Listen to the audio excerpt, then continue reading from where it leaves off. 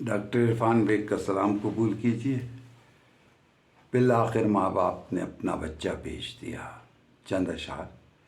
بچے نے روٹی کے خاطر بستہ بیچ دیا، بچے نے روٹی کے خاطر بستہ بیچ دیا، کس کو یہ معلوم کہ کتنا سستا بیچ دیا۔ بھوک تھی اتنی بچے کا مستقبل کھا گئی، بھوک تھی اتنی بچے کے خوابوں کو کھا گئی، بھوک تھی اتنی بچے کے خوابوں کو کھا گئی۔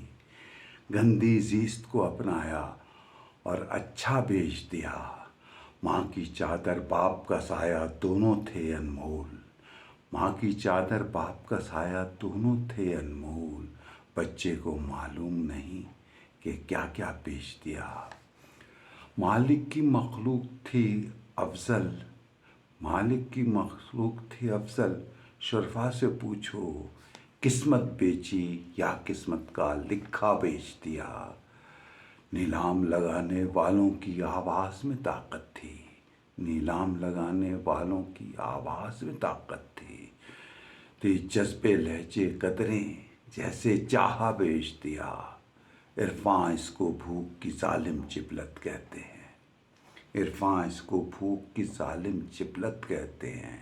بالآخر ماں باپ نے اپنا بچہ بیچ دیا، بالآخر ماں باپ نے اپنا بچہ بیچ